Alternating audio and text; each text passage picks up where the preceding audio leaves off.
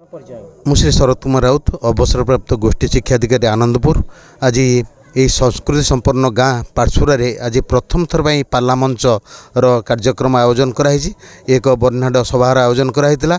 आमर ऐतिह्य परंपरा एथु नष्ट हो जो पाला संस्कृति ताकू किपरि उज्जीवित करमर ओडिया अस्मितार सुरक्षा जो मैंने प्रदान कर जो पाला गायक मैंने एवं जो मैंने अच्छे सभापति उपसभापति से मैंने किपरि उज्जीवित करेंगे ए प्रेरणा देइछन्ति। ग्रामवासी मानकर अकुंड भल पाइबा और सहयोग ये निश्चिंत भाव में पाला मंच आगामी दिन में ये तार निश्चिंत भाव में से अंचल प्रेरणा सृष्टि करिवो और निश्चिंत भाव में यह एक श्रेष्ठ पाला मंच हिसाब से ये अंचल परिगणित हो। सर्वशेष ये गाँवर एवं पाला मंचर सार्विक मंगल कामना करी मो बाणी को विराम दूची। वंदे उत्कल जननी। शिवप्रसाद पात्र घर पाठसुरा ब्राह्मणी देवी पाला कमिटी रे मु जड़े सदस्य।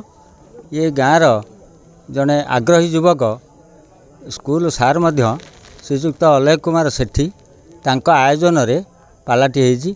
ताकू गाँवर युवक माने गुरुजन लोक माने समर्थन जनइछन्ति। जाहो आम गाँव रे ये पालाटी के अनुष्ठित करा जाइछि। पालार आयोजन मुख्य उद्देश्य कौन? मुख्य उद्देश्य जो साहित्य संस्कृति वर्तमान धीरे धीरे लोप पाई जाउछि ताकू उज्जीवित करिया पाई आमे बंधु मानकु एठिक आयोजन करैछु डकैछु सार मानकु। सेइथिबाई आमे पाला करिकी ताकू पुणी नुआ रूप रेखा देवा पाई चेष्टा करूछु।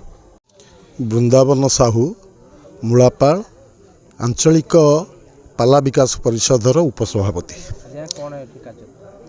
आज पाटसुरा ग्राम तरफ पाला को उज्जीवित करने जो प्रयास नहीं थी जो प्रयास नहीं चंती से लगी आम संगठन को एठिक निमंत्रण करथिले एवं आज ये पाला मंच उद्घाटन है एवं गोटे बन्यार परिवेश भितर पाला संस्कृति की बंचाई ये ग्रामवासी उद्यम एवं उद्दीपना को मु धन्यवाद दूची एवं आशा रखिली माँ भगवती कतिरे निश्चित भाव में ये अनुष्ठान दीर्घजीवी हेब एवं ये ग्रामर जनसाधारण मन भितर से ईश्वर प्रीति बा पाला प्रीति संगठित हो यही आज माँ निकट में मोर कामना।